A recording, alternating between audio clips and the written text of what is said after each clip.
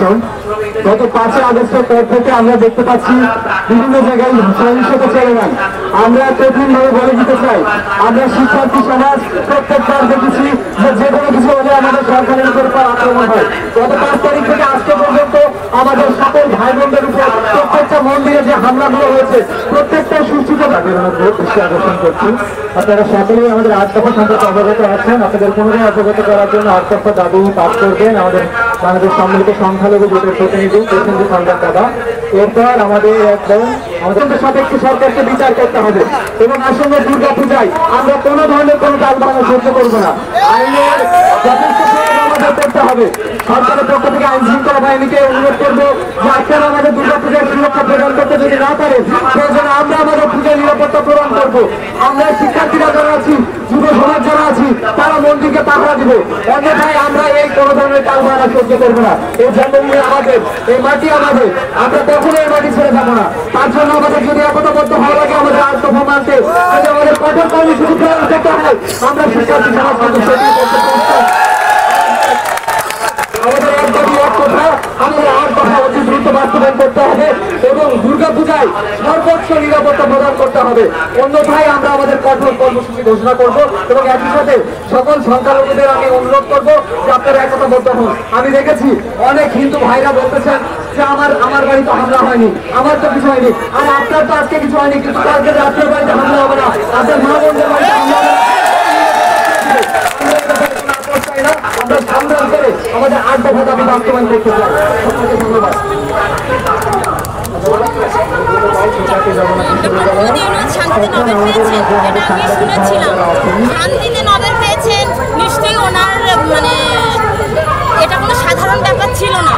তো ওনার মতো একজন নোবেল বিজয়ী, সে আজকে দীর্ঘদিন যাবৎ 1 মাস ধরে আমাদের যে সহিংসতা হচ্ছে উনি এটা চোখে দেখেন না। তার মানে কি আমি বলবো যে ওনার চোখের সমস্যা? যদি চোখের সমস্যা হয় তাহলে মাননীয় রাষ্ট্রপ্রধান আপনি অবশ্যই আপনার চোখের একটা সুচিকিৎসা করেন। এটা আমার দিক থেকে আপনার জন্য সহযোগিতা। আপনি চোখের চিকিৎসা করেন, যেহেতু আপনি আমেরিকাতে ছিলেন, অবশ্যই ভালো হসপিটাল আপনার জানা আছে, সেখানে তার আমার বলার কিছু নেই।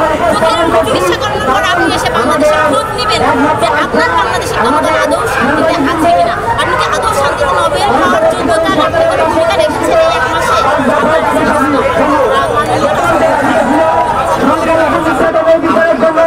নিরপেক্ষ তদন্ত কমিশন গঠনের মাধ্যমে দ্রুত বিচার ট্রাইব্যুনাল গঠন করব।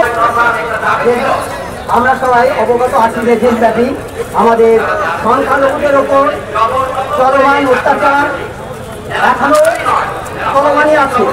আমরা অন্তর্বর্তীকালীন সরকারের কাছে আমরা বারবার বলার পরেও তারা আমাদের একটি দাবিও পূরণ করেন নাই এবং পেশকৃত 8 দফা দাবি সমূহ প্রথম যে দাবিটা ছিল সংখ্যালঘু নির্যাতনের বিচারের জন্য নিরপেক্ষ তদন্ত কমিশন গঠনের মাধ্যমে দ্রুত বিচার ট্রাইব্যুনাল গঠনপূর্বক দোষীদের দ্রুততম সময়ে উপযুক্ত শাস্তি প্রদান, ক্ষতিগ্রস্তদের উপযুক্ত ক্ষতিপূরণ প্রদানের পুনর্বাসনের ব্যবস্থা করতে হবে।